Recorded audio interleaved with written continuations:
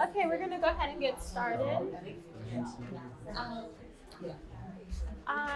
I'm gonna leave the back door open just in case we get some people coming in later. But I just want to introduce myself. My name is Rawn Santiago. It's just like Ron. I have a PhD in industrial organizational psychology. IO psychology for short just means I study people at work. And essentially, there's like this new modern thing where you go through a life map to introduce yourself so you can get to know me a little bit better. So I'll start there. I was born in Washington, D.C. to two loving parents. I was the favorite on both sides, so I'm a little bit bratty, let's say. By the time I was in high school, I knew exactly what I wanted to do with my life. I knew I wanted to get a PhD in IO psychology, and I pretty much never wanted to do anything else. And that's exactly how I looked when I planned my entire career. My mom introduced me to waitressing. So I was a waitress for about 14 years and put myself through undergrad and my master's program. I graduated with a bachelor's in psychology in 2010. Shortly after graduation, I met LaToya Belton, who is now LaToya Massey, who leads the campus in North River in Georgia. She reached out to me and I became a disciple later on in 2010. After that, I pursued my master's in industrial organizational psychology at Baruch College in New York. And then I started my PhD program. That's me on orientation day. I was like, I'm gonna remember this picture for the rest of my life. And then I met my husband and I got married. Everyone at the school was like, don't do two things. Don't get pregnant, don't get married. And I was like, you don't know the God I serve. I can do both. So I got married and survived and graduated last year. And now I currently work for a leadership advisory services firm in New York City. My dissertation was on gender differences in leadership. In IO psychology, there's about 11 disciplines. Mine was leadership development. All I care about is leaders, how to develop leaders, how to assess leaders, how to select leaders. But my passion comes from women, how to get women to succeed in their careers, how to help women achieve their full potential, if that makes any sense. And that came from my mom. She was a general manager in a restaurant, and I really saw her have a difficult time, like climbing the corporate ladder in her industry. And I always wondered, like, what is the issue? I don't really understand. So I've made it my life practice to help women all over the world. So I want to look at the story of Esther, because essentially research is just finding new ways to say stuff that's already in the Bible. So I look at this to look at Esther in regards to who she was, God's plan for her, Esther's defining moment, and the fact that when her time came to defy the odds, she already had the talents within her to do exactly what God destined her to do. So we're going to talk about talents that are specifically unique to women, talents that we unfortunately sometimes either use in the wrong context or we overuse to the extent of hindering our development. So I'll say that again. We have the same talents that either hinder us in our performance where we overuse them or we use them in the wrong context. But I genuinely believe that God has given us very unique talents to help us succeed in our careers. We just have to be strategic in how we use them and to what extent we use them. Am I making sense so far? Yes. Okay, great. So 3 talents to women. Women connect. We like to build relationships. We like to build deep relationships. We're compelling communicators, and we are a little bit of perfectionists. We want to do a good job. We want to be excellent. Sometimes we have too many high standards. We want to be the best mom, and then we want to be the best boss, and we want to be the best coworker. And I do believe that God has ingrained us with these 3 talents. And you might not identify with one of these, and I'll talk about another one that's not in this list that I believe is personally my talent. So one, in connecting with others, we have a genuine interest in other people. We want to get to know them, and we like to be close to them. In the wrong context, women, unfortunately, do not build allies at work from day one. Women feel like when they start a new job, they have to accomplish the entire job task from day one. They feel like I don't really have time, or I don't really have anything to bring to the relationship at work unless I know my job full well. And they tend to, what the research says is like we hide and we're like, oh, I have to like get my job done first, and I really can't build connections with other people. I don't have anything to offer to that relationship.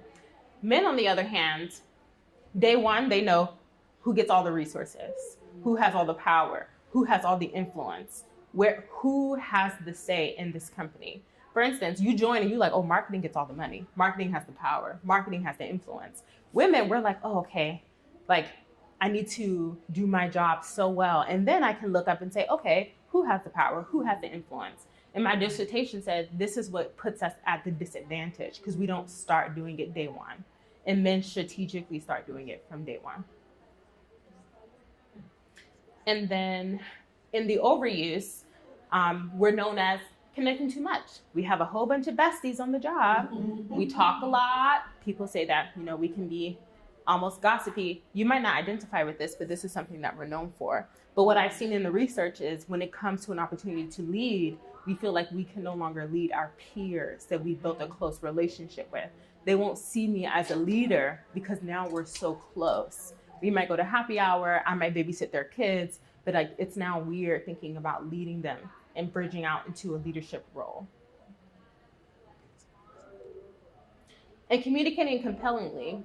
Women, I think what the research calls us is like mama bears. When it comes to what other people need, we will vouch for other people. We will go to bat for them. We will fight for them to get them what they want. But we won't do the same for ourselves. We think someone will know that I'm in need and someone will go to bat for me and come and rescue me and help me because I'll do the same for you. And men are different. What men do is they boast about themselves. They say, I'm good, I'm great, and I'm the best thing walking. And women have a hard time bragging about themselves and discussing their accomplishments. They feel like a little bit uncomfortable bragging about themselves. When it comes to whether or not you did good work, you'll say, oh, it was a team effort. Oh, I had a lot of help with this. It wasn't just me. And this doesn't come across in a male's world as humility. This comes across as like diverting responsibility. So it doesn't look like you had the complete ownership of your work. Does that make sense so far? Yes. Isn't that more of the PC way to do it though? That's how What do you mean, PC? Like, instead of taking all that, I've seen that in the leaders I've been under. What do you mean? Sorry. Trying to give credit to those that were on the team instead of saying, thank you, I did a great job. Mm-hmm. Oh, it was part of the team.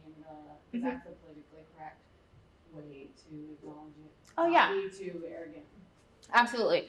The thing about it is there's a way that you can do it in the way that you feel comfortable. And essentially, I'm not saying go around and say, yeah, this is me. I was a bomb, and you're not getting acknowledgement. But you can, and I'll talk about this later. You can communicate how you took care of the project in a way where you're communicating your passion. Like, this is something I really care about. I really wanted to make an impact. I really wanted to impact the bottom line, and our team came through. But it's more about if somebody gives you acknowledgement, you don't divert it. You can say, yeah, I really appreciate it. It was really good. Also, my team, it was a group effort. Instead of, oh, no, but my team. Oh, no. I couldn't have done it with other people. Because we can take ownership for our own work. Does that make sense? Thank you. So yeah, I think later on we'll kind of talk about ways that we can divert from this and no longer be seen in a group of men that we don't take ownership for our own work. Does that make sense so far? Okay. Also, in a lot of the research that we've seen in gender differences in leadership is that women have a hard time being concise and to the point. I'm not really sure if you're familiar with a lot of research that says that women get cut off in conference rooms. They get cut off in meetings and things of that nature. And a lot of it is because we come across that we're wordy and we're taking a hard time getting to the point, that we give too much background. And men are in leadership, they think that I need you to be concise, to the point, and I need you to share exactly what you want me to hear. So we have to be intentional with our speech, really think about what we're going to share before we say it, and then consider the audience before sharing. Does that make sense? Mm-hmm. Okay. So, for those who joined us, we are just going through how women connect, how we build relationships, and how we communicate compellingly, and how we can be a little bit of a perfectionist. And we're talking about how we can either do these three things in the wrong context or how we can overuse them. So this one was like one of my favorite things ever, is that the need to be perfectionist tends to come from like how we're raised as children. So with girls, you don't hear adults telling boys, "Oh, my little prince, like you're so precious." With girls, it's like, "Oh, you're such a good girl." And good girls stay within boundaries and don't stray from those boundaries. So we tend to be perfectionists. This was something that was really important to me because according to the research, one thing that hinders women from advancing in their careers is that we focus too much on perfecting our current job, and we don't invest in our long-term career. We think if I do my job perfectly well and like never a mistake, someone will recognize all my work and say, "I want to invest in you. I want to give you a promotion." Men are like, no, they tell everybody from day one, "I'm going to be promoted within a year. I want to be the best sales guy here. I want to have your job, no qualms." Women, they're like, "Oh, I have to be loyal. I can't say that I want a promotion to my boss. It comes across like I don't like my job. It comes across like I don't like them as a boss, etc." So when you focus on perfecting your job too well, or when you invest too much in your job and you're not investing in your career for the long term, what happens is leaders don't want to replace you because you're so good, one. And two, you look like this is all you want to do in your whole life. They're like, in a leader's mind, they're like, "But you love your job so much. Why do you want to get a promotion? You're so good at it." This is what you're communicating subconsciously. You're not doing it on purpose, but this is what leadership is seeing. Because your male colleagues are walking around telling everybody they want a promotion, but you're like, no, I'm just going to do my job well. I'm going to do it perfectly. And then someone's going to say, "You know what? I'm going to give you a promotion." I'm sorry, but when someone told me this, I was really discouraged. And I was like, no, that's what happens. People offer you promotions. They're like, no, you have to say it. Your boss should know what you're good at and what your long-term goals are. If they don't know that, I'm sorry, but it is your responsibility. Okay. So yeah, we spend so much time in doing our job well, we're not investing in the skills we need for the next role. Like you shouldn't be in the same role for 3 years, continuing to refine the skills to keep you in your job. And I'll share a very interesting statistic that makes me very sad later on. Overuse. Women have a narrower range of acceptable behavior. We don't want to stray from that range of acceptable behavior. And that looks like things like asking for more money in a negotiation.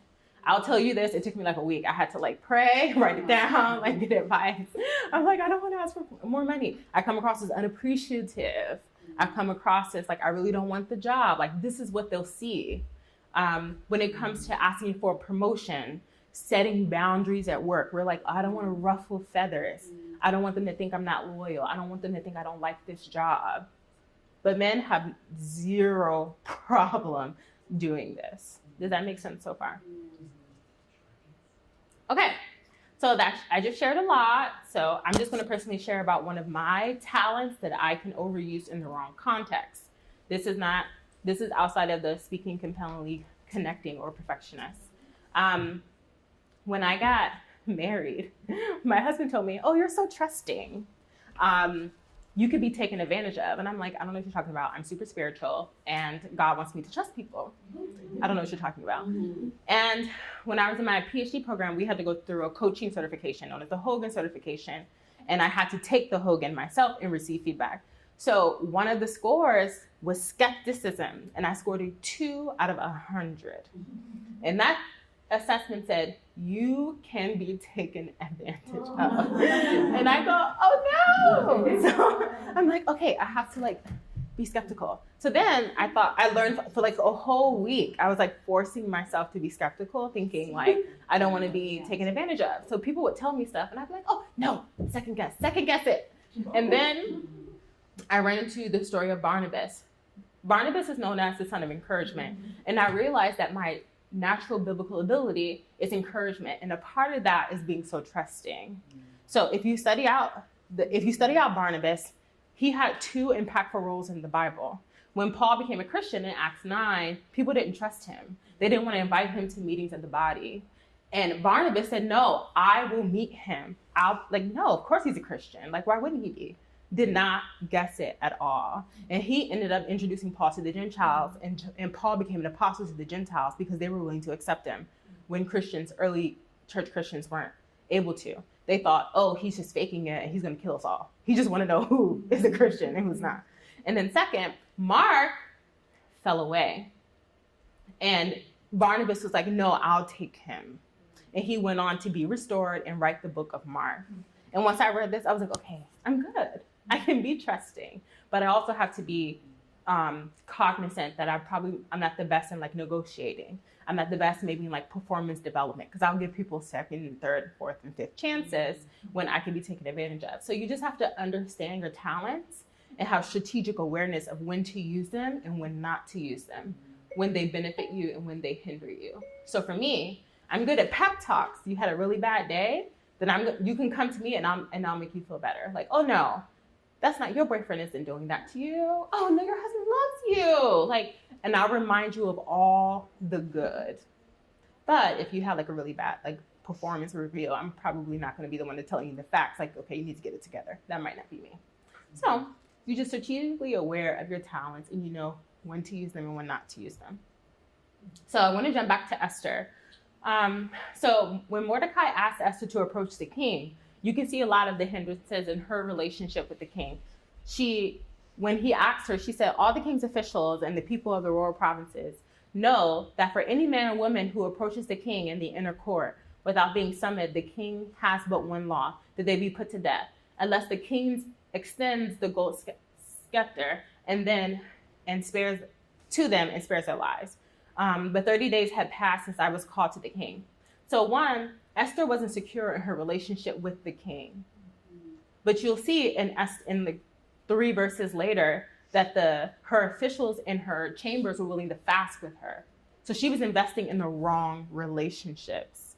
She could have invested just how she invested with her attendants, the way she invested with the king, because they were willing to fast with her when they didn't even know what fasting was or how to pray. But she was influential with them, but she didn't feel as if she was as influential with the king.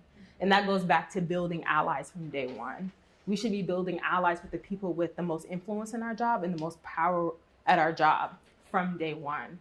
Getting in front of them, being open about our relationship with God, our integrity, and all the things that we're good at naturally as disciples, so that they know that they can trust us and things of that nature. She was also timid to approach the king. That's the perfectionism. She didn't want to step outside of the boundary. Do you not understand that this is a rule? I can't break this rule. And also, she wasn't in tune with her position, because the law says a man or woman, but the law didn't say if a king or queen did not have to succumb to that rule. But in her mind, she's like, oh, no, I can't do this. So Mordecai didn't take that very well. But I just want to talk about how Esther had everything she needed to have this conversation with the king. And even though she didn't believe in herself initially, she was compelling. She was beautiful. She already had the king's favor. But when it comes to stepping outside of boundaries, you don't remember that in the moment. You don't remember that you've been building with rapport for your boss for a year before asking for that raise. You don't remember how your boss came to you in a panic and you solved their problem. You don't remember that when it comes to asking for a raise. All you see is like, I can't do that. That's wrong. That's rude of me to ask for a raise. I'm going to come across as so not loyal to my boss. She knew her relationship with God. She knew this is important and I need to fast. It wasn't let me rely on my own power. It was like, I need God.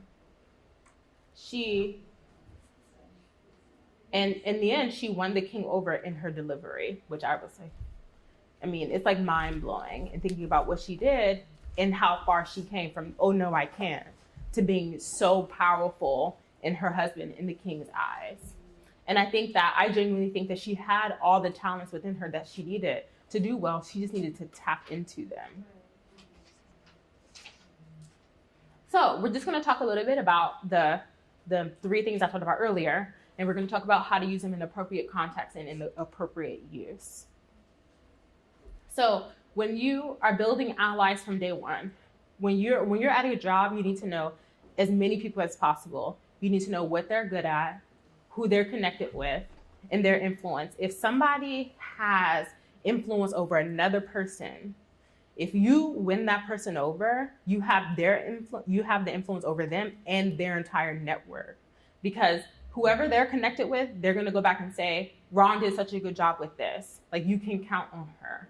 So you're learning who has access to what resources, who has connections within your network at work, and you want to impress them. Like, you want to win them over. You want them to be your ally.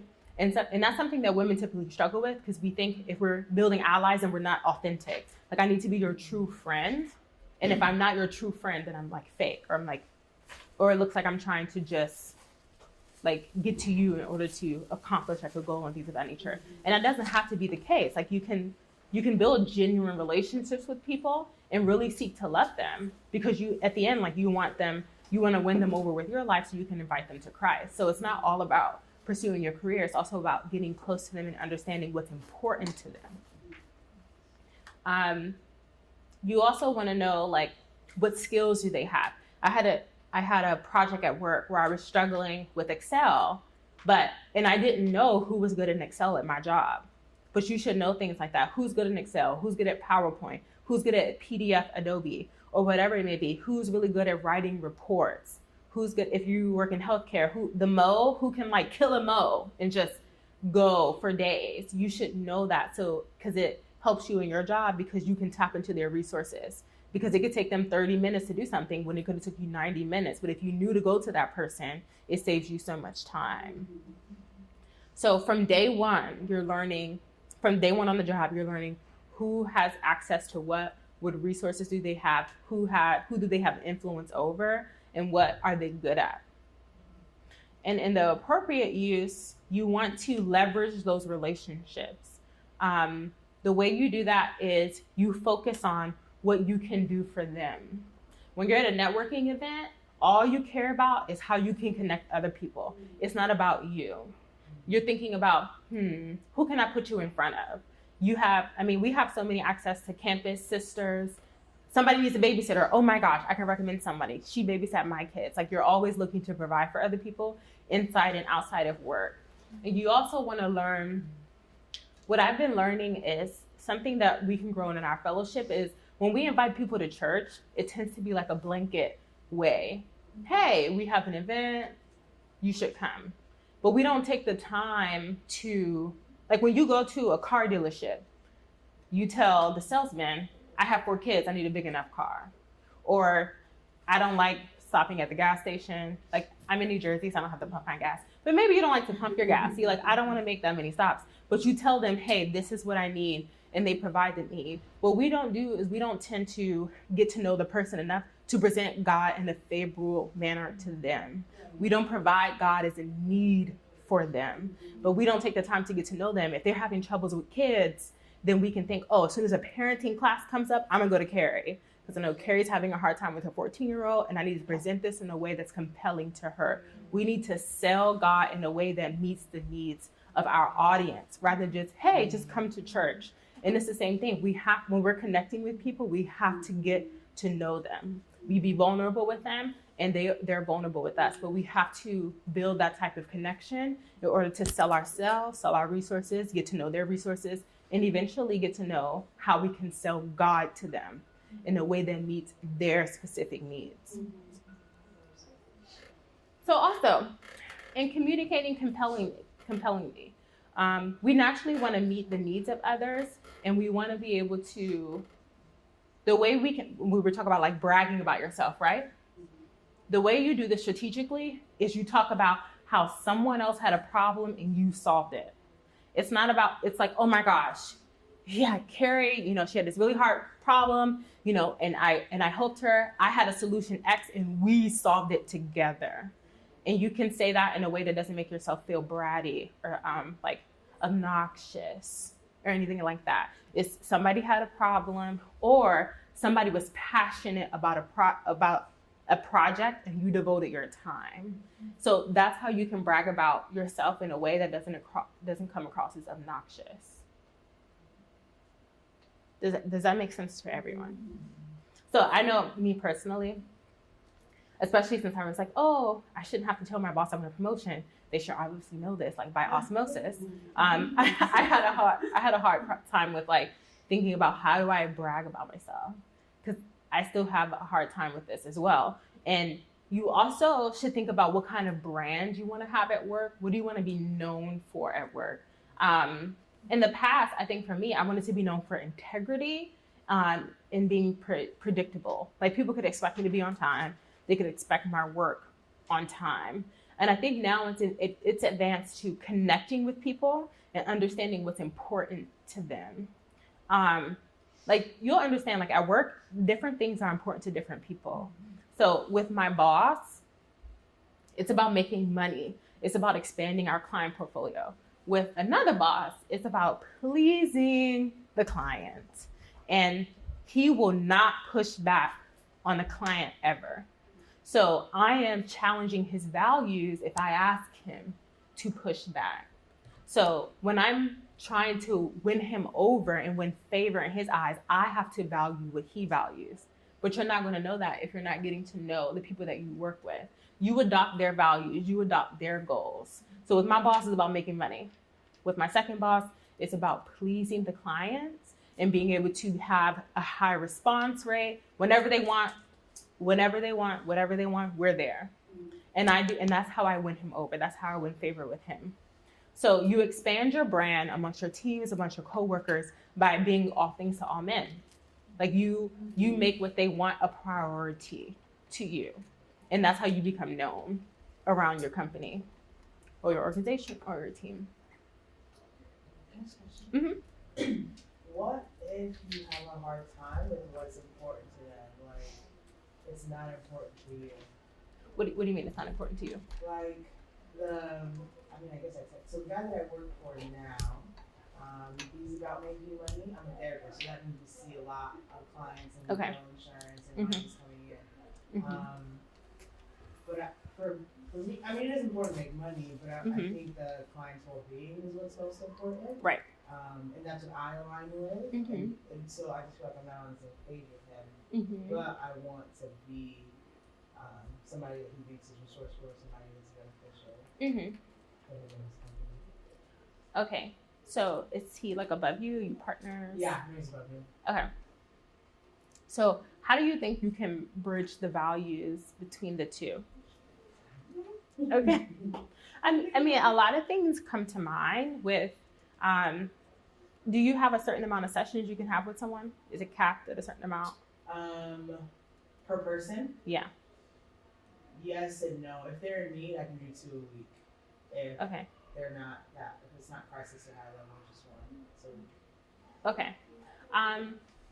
So I think when you're communicating with him about what's important to him, I think always acknowledging, like, I understand that it's really important to you that, you know, and the fact of the matter is, like, you need to make money in order to pay the bills, in order to, like, sustain your business. And you can communicate that to him. Like, I really understand that this is important to be able to bring in revenue. And you can say, I also think it's important to be able to provide quality service to a person so they can come back. And we can also get referrals to that person, or whoever brought them there, if they have a really good experience, and I can get referrals that way. So you kind of say, this is important to me, this is important to you, and this is how we can bridge them together. Now, if I give crappy service to someone, or I'm like, oh, I'm so sorry, like your hour's up, like, are they going to come back? Like, that is revenue. Them coming back is revenue. This is important to me. I know this is important to you, and this is how we can make a mutually beneficial relationship and meet each other's values. So it's like the sandwich method. You talk about what's important to them. You mention what's important to you. Mention again what's important to them. And then how we can both meet each other's values. But I know it also helps me when I think about the why. I try to rationalize why is it so important to them. And they might have vulnerability life trap where they think, oh my gosh, if people don't come, I don't lose money, I can lose my business. In their mind, they're freaking out. Like, you have to empathize with them and where they're coming from. And you have to make it that, like, you have to frame it in a way where it can be important to you. Okay. because not seeing clients could freak them out, and then they can't do their job. And then when your boss is freaked out, they Yeah. freak you out. So it's like, I need to make sure my boss is not freaking out. So you have to, so that alone can make you feel comfortable with making it a priority. So you have to rationalize, like, for some, like, the reason why people have values, it has some type of rationale. You can help them. If you have no idea, ask them questions Okay. to get to understand why, or build your own narrative that makes it important. Because the fact of the matter is, it's like, if we're not bringing in, I don't really have a paycheck either, so Yeah. they kind of like go together. Yeah. Does that make sense? But for me, I just have to build a narrative in my mind that makes sense so that I can make a priority. Like, okay, this is important. It's not like it has like no justification whatsoever. Yeah. It comes from somewhere. Okay. Does that make sense? Yes. Oh, and then also there was a lot of research that talked about, like, if you communicate something as a passion, then you can be a little emotional and people won't freak out. Like, oh no, she's gone off the edge. But if you communicate something as a passion, like, I'm really passionate about this. Like, I really want to deliver great service to our clients. Their well-being is my life. Like, I want to do this for them. If you communicate as a passion, like, you have more leniency. Your range of acceptable behavior increases when you communicate things as a passion that you're emotional about. But you can't just flip tables and like, it's like, this is important to me. Like, this is my life. I went to school for this. I feel like I can make an impact in people's lives. This matters to me. Like, I want to make an impact. If you communicate in that way, they're like, oh, wow, she really cares about her job. Rather than, she's emotional. She's unhinged. Does that make sense? Mm-hmm. Oh, and then also being concise, which is, it's one of those things where it's, but it's important, especially leaders. If you think about, at my job, we meet with board directors, C-level, and one level below C-level. You're talking about an hour of their time can cost $2,000. So whatever I have to say needs to go like this. And when you are in an elevator, you happen to meet somebody really important, you should already have an elevator pitch. Oh, I work on so-and-so's team. I do this. This is what I plan to do in the future. It should be concise, to the point. Everybody in your job should know what you're good at, what you do, who team, your name, who team you're on. But it needs to be crisp and concise. No one should be cutting you off. Like, you should be aware enough of your audience to stop yourself. And that's it. And here's my business card. Hopefully I'll see you in the future, For me, when someone has stopped listening, they'll divert eye contact. They'll look up. They're already starting to think. Practice being concise. It's very difficult, but this is something that in a man's world, they're used to people being concise, and a woman comes in, they're like, oh my God, what do you want? What do you need money? What do you want from me? It's like, just tell me. But we're like, but there's this passionate project, and they're like, what do you want? Do you want to sign paper? Like, just get to the point. So it's something that you really have to practice. My husband says I'm not wordy enough. So this is really funny for me. So he's like, more words. I'm like, yes, no. Go here, go there. He's like, more words. Why? I'm like, why? It doesn't matter. So I'm like the opposite on this spectrum. And perfectionism, I think when we can, I think one of the ways that we can work on this is that we can strive to work on one thing or two things at our job and then work on those two things well. Instead of doing our job, instead of like focusing on our job, think about what are the skills that you need for the next level in your career. So for me, my next role, the next level is being a managing consultant. A lot of that is client relationships. I have to actually go solicit clients, build their book of business, and I have to be billable, things of that nature. I have to work on building the skill set for that. In the appropriate use, one of the things that women tend to do more than men is ruminate. When we make a mistake, we think about it for days after. Why did I do this? Men, when they make a mistake, it tends to be outward, like it's other people's fault that it didn't work out. With women, it's like, why did I do this? I can't believe I said that. I can't believe I did that. And then it sticks with us for days, when we really just should pray for wisdom and discernment and just move on. And I like the scripture that helps me about striving forward to what lies ahead rather than constantly thinking about the past. And this is a lovely scripture I love from Esther. Who knows whether you have attained royalty for such a time as this? So I wanted to ask the room, how many people, if they're in this room, how many people, if their boss said, I want to promote you right now, would take it? Okay, great.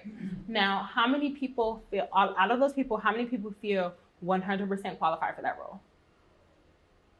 Depends on what it is. Oh, for a promotion, like the next level? Well, do you feel like you're ready for a promotion? Definitely. It doesn't matter what the role is. Like, do you feel like you're ready to take it on? Okay, So good. it depends on what, I mean, if it's the next step, Yeah. But if The next step. it's- Even if it was. So this is the statistic I wanted to share earlier. So women will apply for a job that they meet 100% of the qualifications for, but men will apply for a job that they meet 60% of the qualifications for. Wow. They're like, oh yeah, I don't care. I'll figure it out. I'll get there and figure it out. And women are like, no, but this. And they'll make excuses. Oh, I need a little bit more time. I'm not ready. And men are like, no.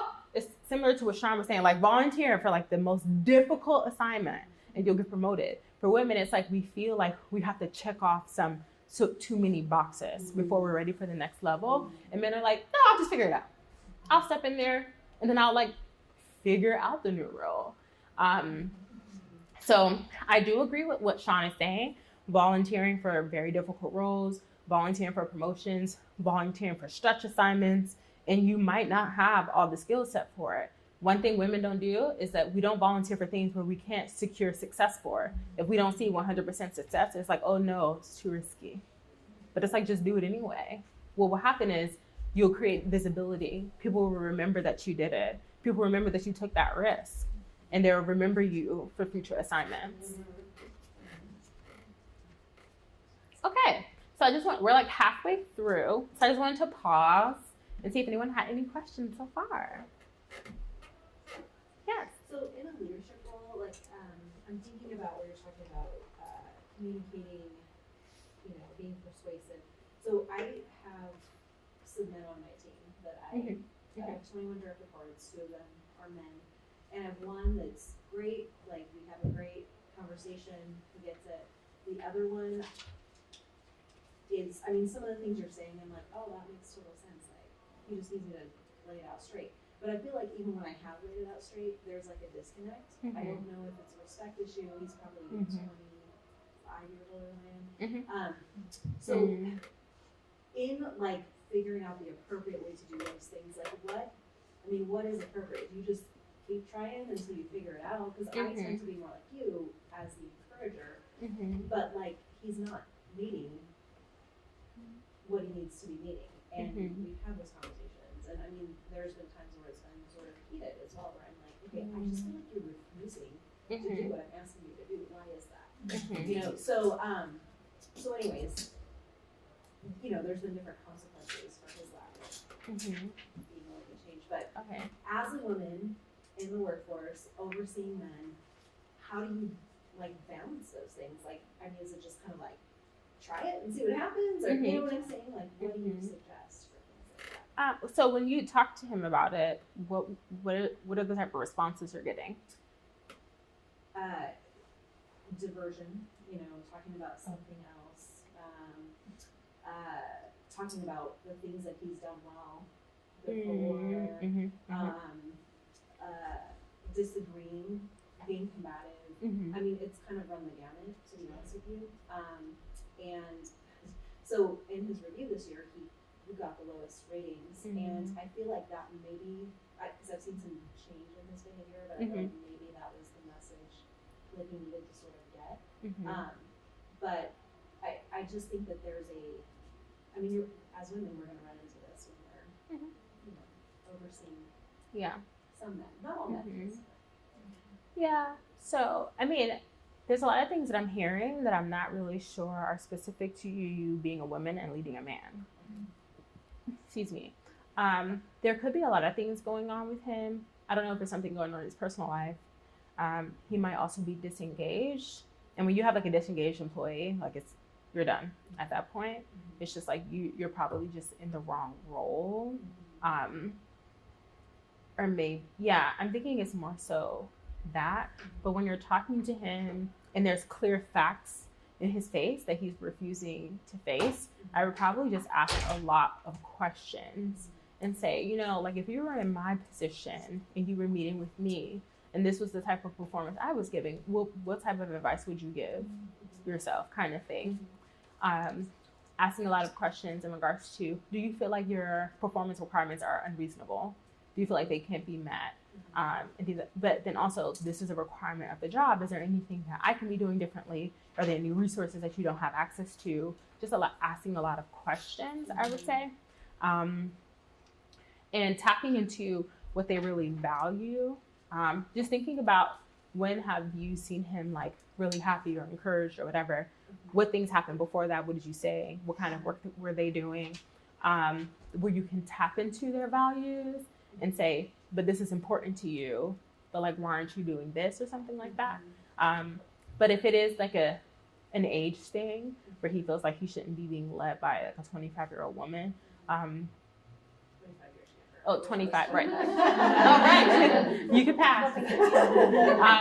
If like that's an issue, I think you would have to bridge the gap by appealing to what he values and showing him that you still value the same things, that you're not that much different from him. Like if it's family or like relationships and social connections, like I understand, like I totally get you, and like that's important to me as well, and I'm really trying here and blah blah blah.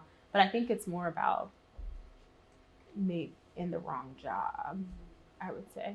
Yeah, and his position has changed a lot in the last year and a half. So he's actually working in a completely different field of law than he's been working in. So okay. I can see that, but when we talk about that, he doesn't say that out loud. You know what I mean? So there's just some, I think there's some denial on his part as well. Yeah.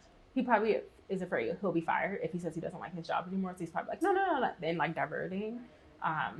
But it just sounds, most of the times when we're hired into a job, they select us and we select them for a reason. And then when that role transitions, sometimes like it no longer works for us, Right. because it's no longer appealing to the happy parts that like make us happy. Right. Like for me personally, like I need to work with data in order to make decisions.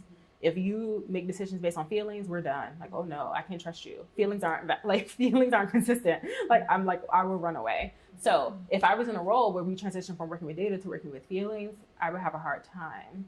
But maybe he's afraid that if he's older, like if I leave, I'll be discriminated against for my age. Like a lot of fears there and stuff. So if he's a really valuable employee, I would talk to him like, hey, this is just very transparent. I'm sensing you're unhappy in your role. If you could design a role from scratch, what would it look like? Where would you be dividing what percent of your time? And I want to see if I can build that for you or transition you somewhere within the company where you can do exactly what you love. Like I am an ally for you. I believe in you. I want to help you. Help me put you where you're happy, because you're clearly not happy here. And I need to protect the engagement of my team. And like, I hope that you can respect that. But also like, I want you to feel encouraged to get up every morning and come to work. If you're not feeling that, then I'm not doing my job. I. Does that make sense? Yeah, that makes sense. But I mean, stuff like that. My husband did like a hire a long time ago, and I was like, oh no, we're done at this.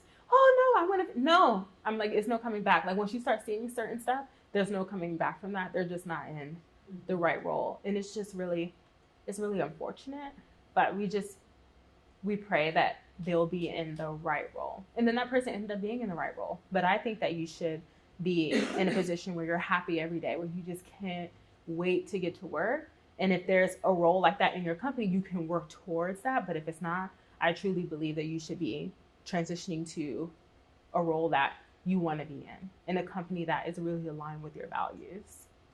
And we'll talk about that a little bit later. I can't wait to hear about that. I want to go to work every day. Wow. I mean, that's and also a part of my industry is designing roles that make people happy. If you're not happy, the role should be automated. If people are bored, they want to fall off their chair and they're just like miserable, that job should be automated. Like at my job, literally I blink and it's like 2:00. Like I blink and it's like, oh, I'm like about to miss my bus. Like the day goes by fast and I really enjoy what I do. And I think that everyone should have that.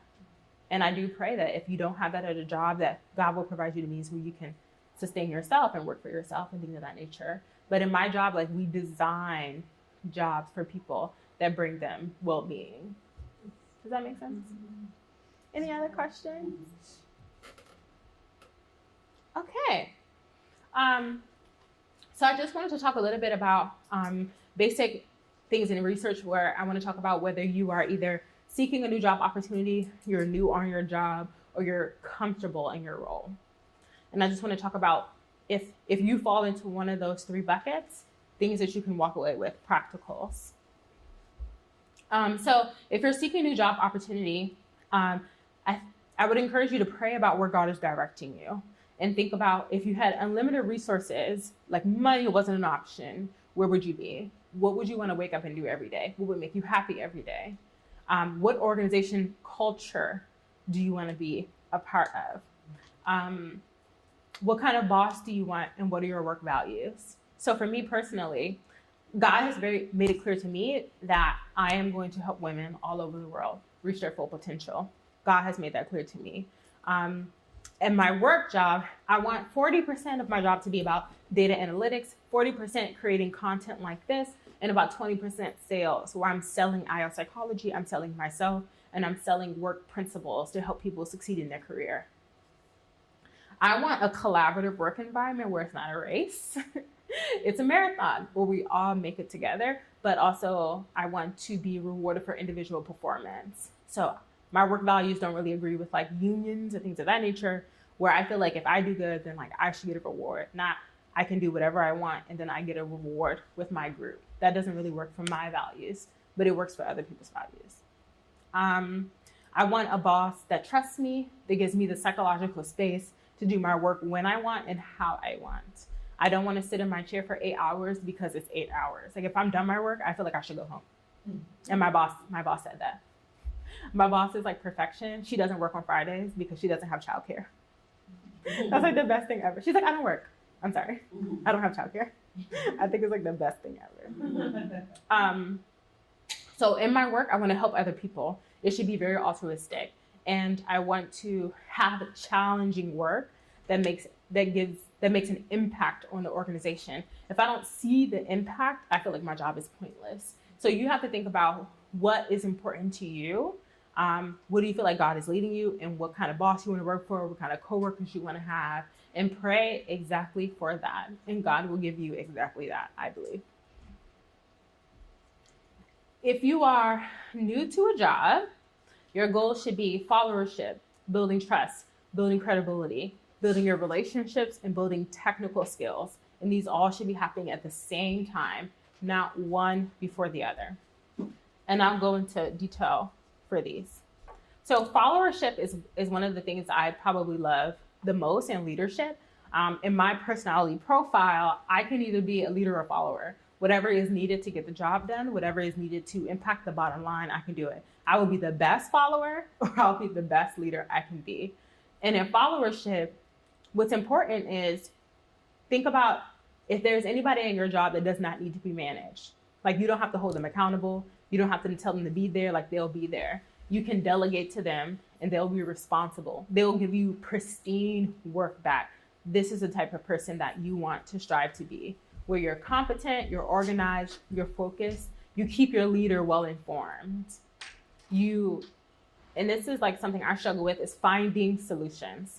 I'm the type of person, if you have a problem, you also kind of need to tell me the solution and then I'll give you the solution. But if you come to me with a problem and like figure out, I will panic. Like, I don't know what to do. Like, and I think about like 50 million possibilities, but you say, hey, Ron, a client needed this and it's a problem. I need you to get a deck, blah, blah, blah. And I'm like, I'm on it.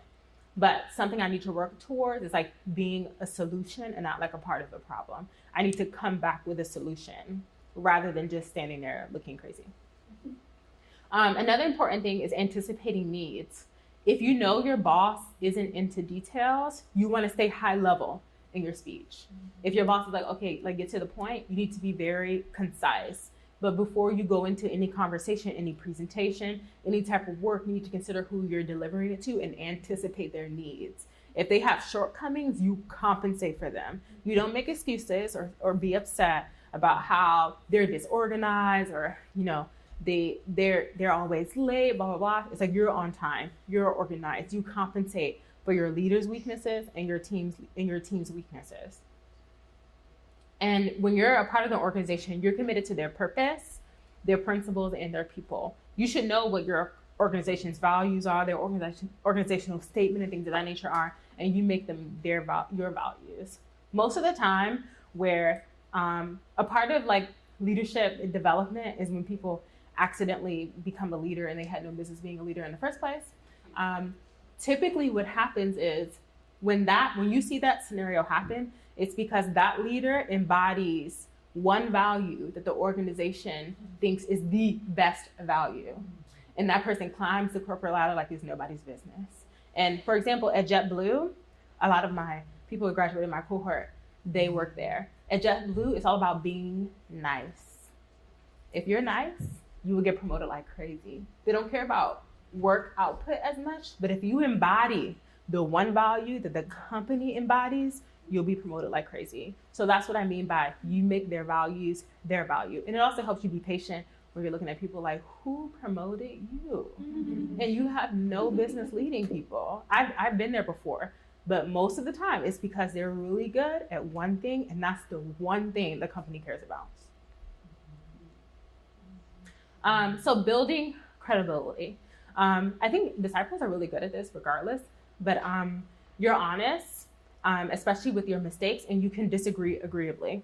I know for me, it's really hard to like go against the group. Like again, like I don't want to ruffle feathers, but there's a way that you can disagree. Like, oh no, I don't really agree with that, but I see your point. Your point is valid. Your point makes sense. I don't particularly agree for X reasons why. You follow through on your commitments. You're a continuous learner. Even though you might have been in a company for a really long time, like you're still learning more about your industry. You're still learning about your field.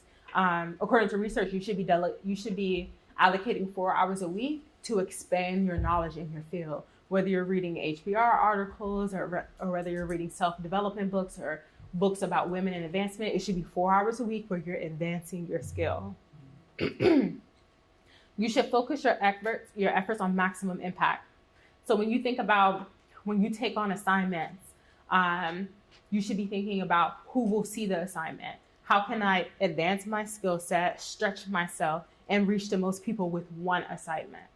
So you're not giving out as much effort, but you're reaching maximum impact. So you should be very strategic about assignments that you select. There was one article that I read that said women tend to volunteer for assignments that have nothing to do with their careers. So like planning a Christmas party or something like that. Women, oh yeah, me. But it's like, that's not going, that doesn't show when you're done that you have skills that are needed for the next level. The assignments you should be taking should be assignments that if they're completed to like a really good extent, that they make it evident that you have the skills needed for the next level. So you should be very strategic in the assignments that you're rooting for or putting your name in the hat for. So there was other research that said that women say sorry a lot. And it comes across as like being fragile. I do this a lot. I remember I was in Banana Republic the other day and I got in some guy's way and I'm like, oh, sorry, pardon me. And I like kept going. But women say, I'm sorry. Oh, I'm sorry. Oh, I'm sorry. Oh, I'm sorry this. But it's like my mistake. Pardon me.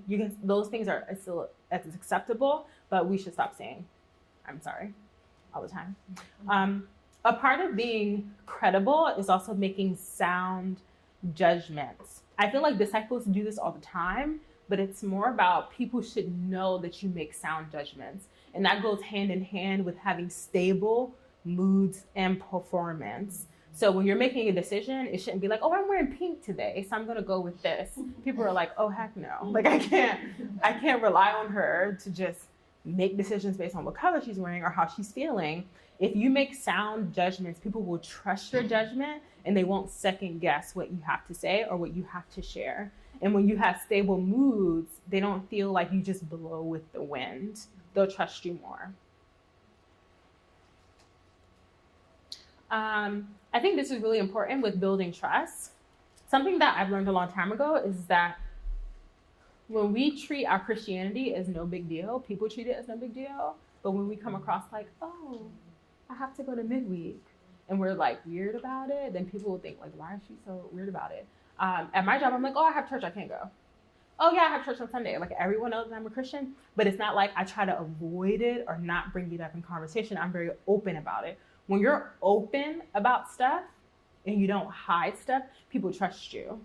When you hide stuff, according to research, people tend to build narratives that are negative about you. They fill in the blanks with their own personal past, with their own personal perceptions. But when you fill it in for them and you're just open and honest, then they don't have anything negative to say about you. Does that make sense? So be vulnerable about what you do and you don't know, but about what you know and what you don't know. So instead of pretending like, oh yeah, I can fix this, and then you're like Googling the answer and trying to figure it out, you end up wasting time. Instead, when you're just open and honest, like, I don't know, but I can find out.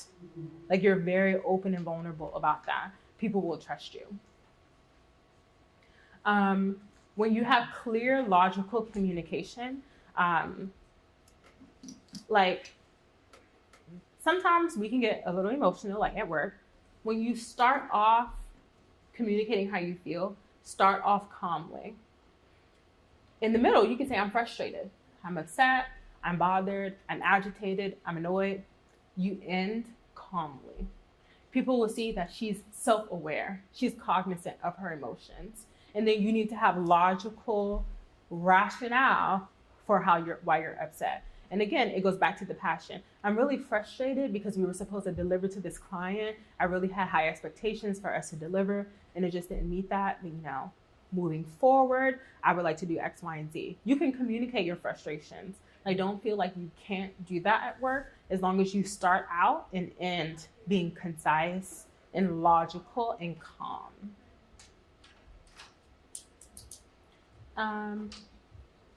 This is another thing I like. So when you think about being empathetic to someone at work, you think about what's most important to them. Like when you're meeting with someone and you're talking to them, you pretend like they're the only person in the room. They have your full undivided attention. When you're talking to them, you lean into them. You make eye contact. You mimic the behaviors that they're giving you. I'm not sure if this has ever happened to you, but if you were ever like super excited to see someone and you were like, hi, and they were like, you're like, oh God, like your feelings are hurt. When people are opening up to you, mimic the behaviors that you're given. That's empathy. That's an actual behavioral concept of empathy. When people are being vulnerable with you, pretend like they're the only person in the room. Put your phone away. Your life is all about them. That's how you're going to make connections at work. This is a really good one. So again, this is like when you're new to your role. So when you're building relationships, you need to be known as the person that works well on teams. When people are assigned to a team with you, they should feel relief.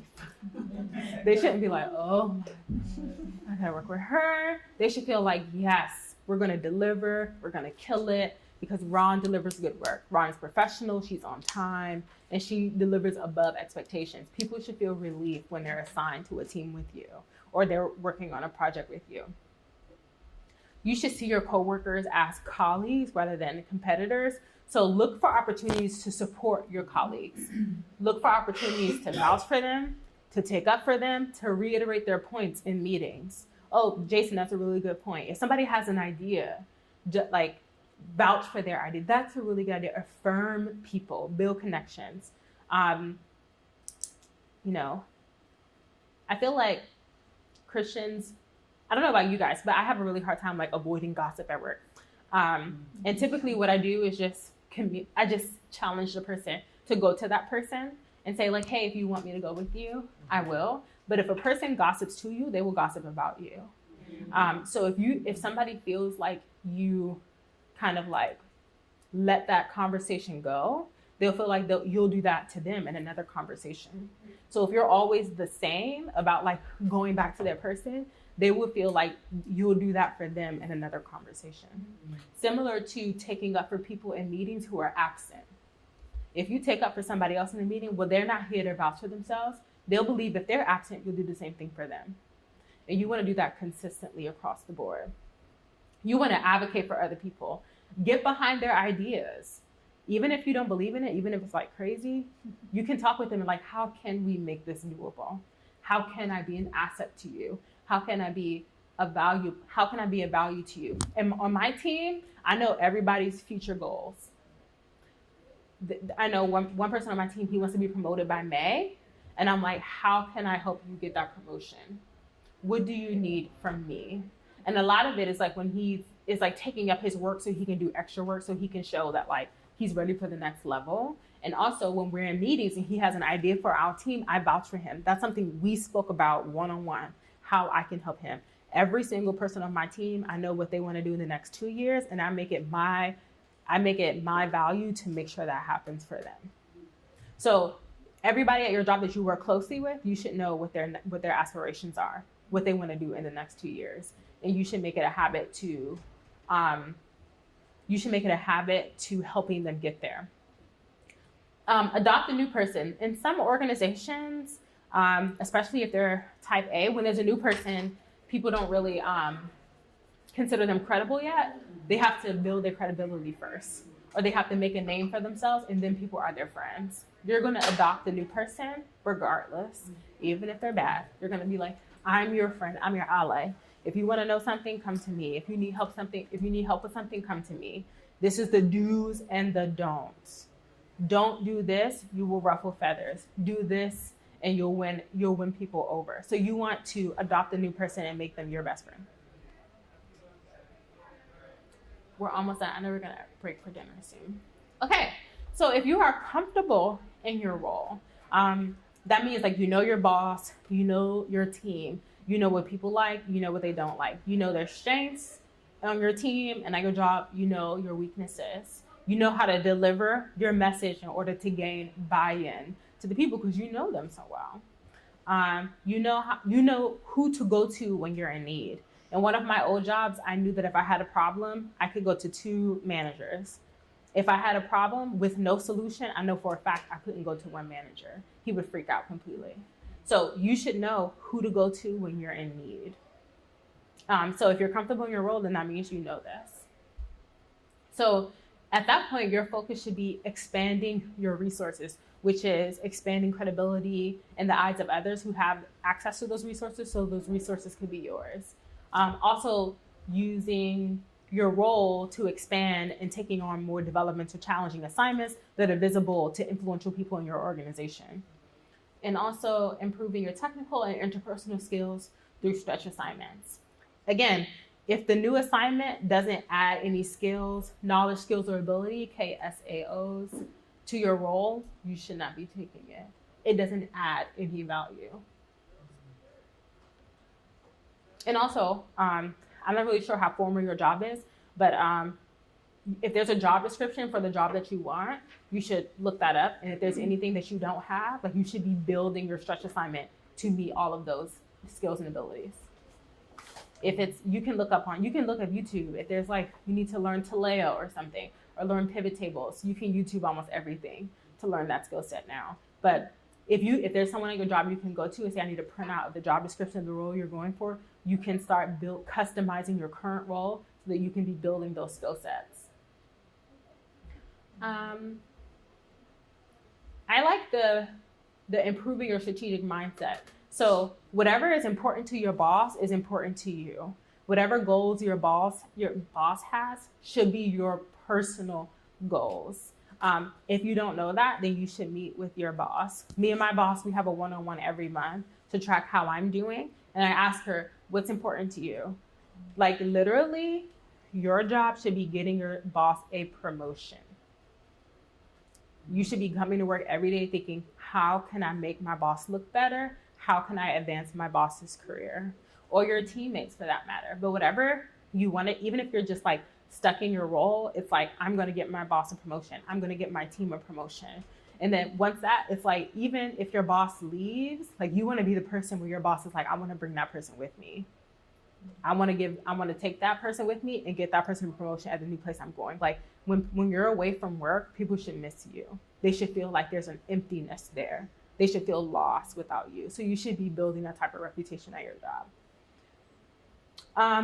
You should also know how your company makes money and how you personally contribute to the bottom line.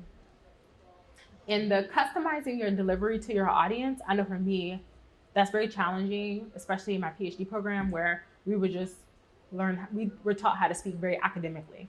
Everything was spoken the same exact way, but I had to learn how to compel to what people in the room valued, what's important to people in the room, and then compel to that value.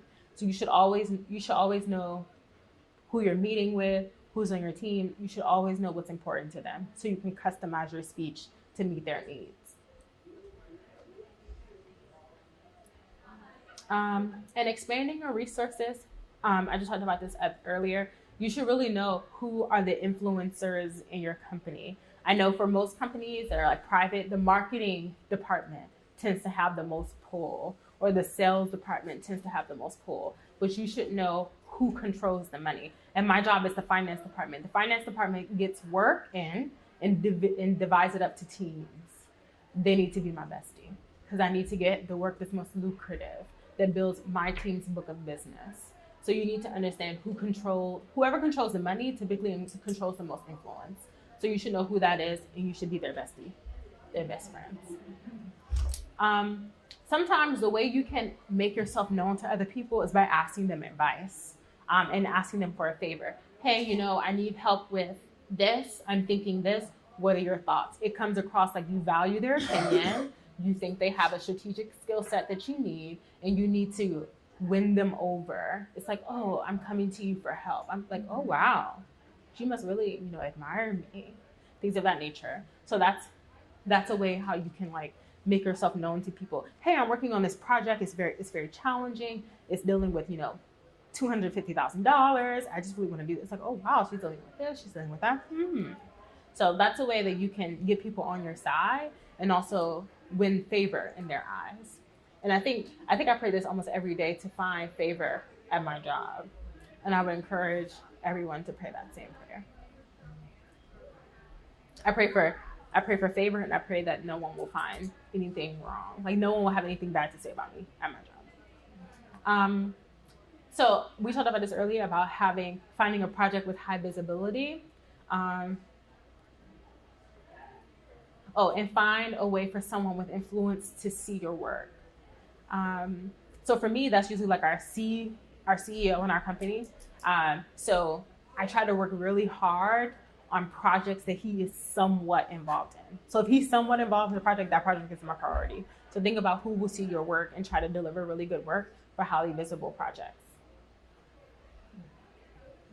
I think we already talked about this, about taking on stretch assignments, making sure that they expand your KSAOs, your knowledge, skills, abilities, and other assets.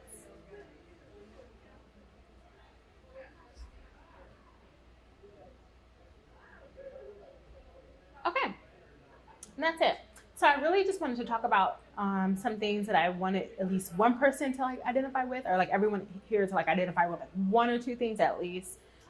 So I just wanted to take some time to answer any questions that anyone may have, but I'm really hoping that, again, if people came in late, I'm an IO psychologist and I study leadership development, specifically gender differences in leadership.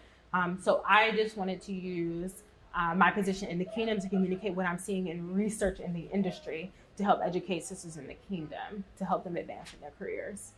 So does anyone have any questions? Yes, Carrie.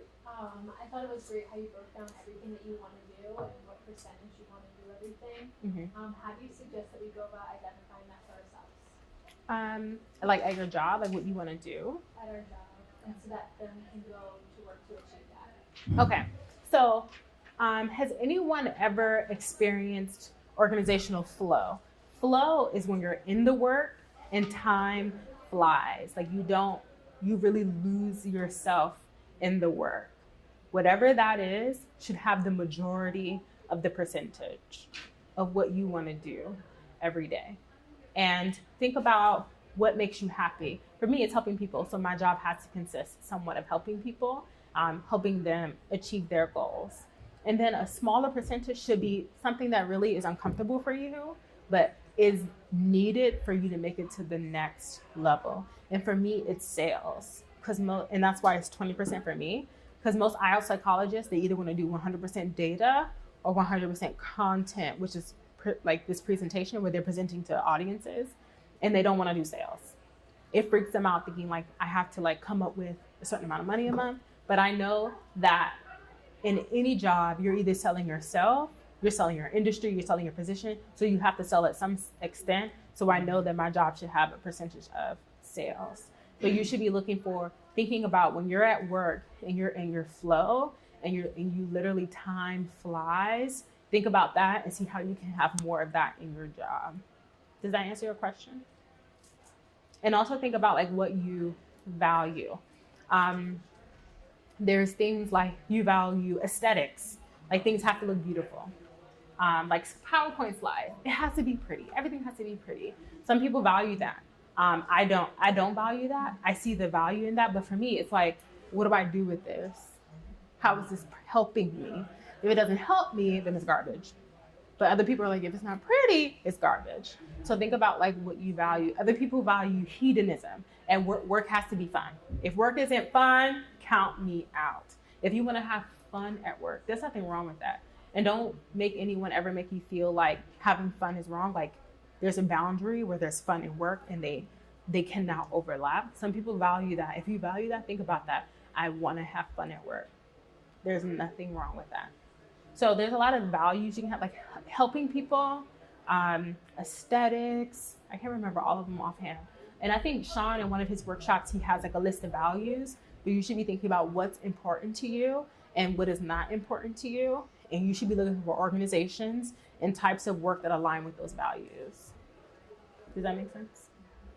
So like the union, I can't do unions. It just like drives me insane. Did you have a question? I have 2 questions. Do you know handout for this? Oh, I don't. Okay, but if we give you our email, Oh yeah, I can email it to you. Mm-hmm.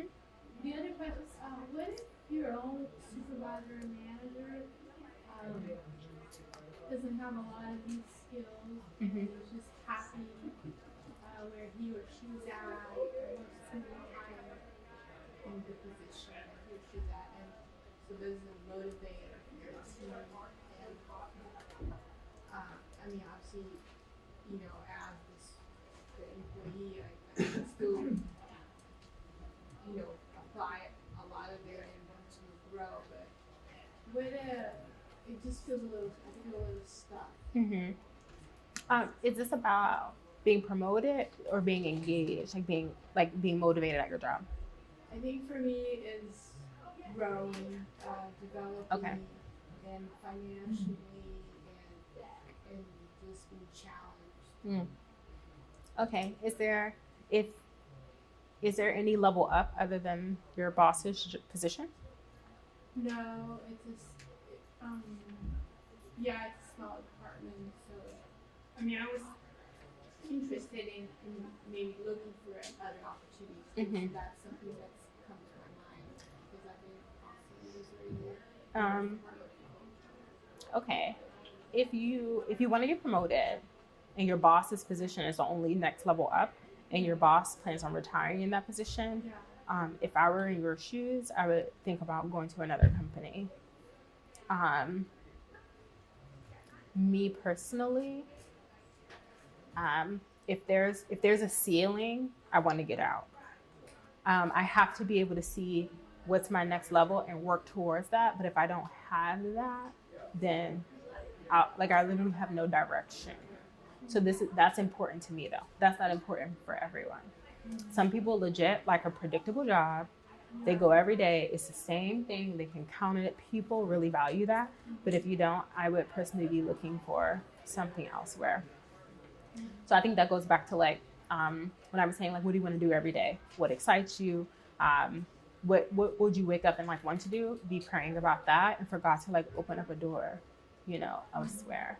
But is there anywhere in your company where you can do your same job and like go to another team or another department or anything? No, I think another department, yeah, or another, look for something different.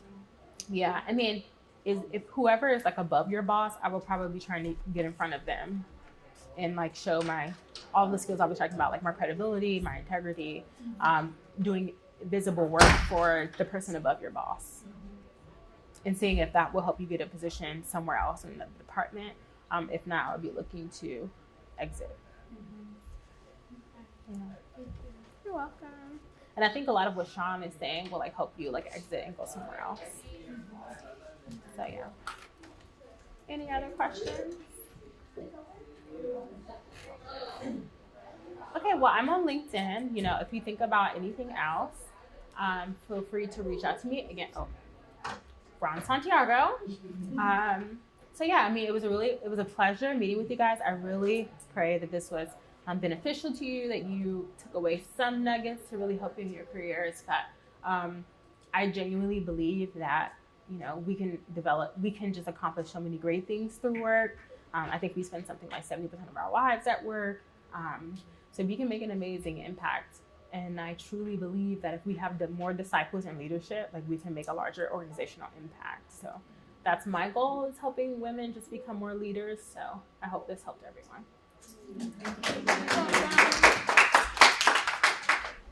And I believe we're now doing dinner, and then meeting back at 7.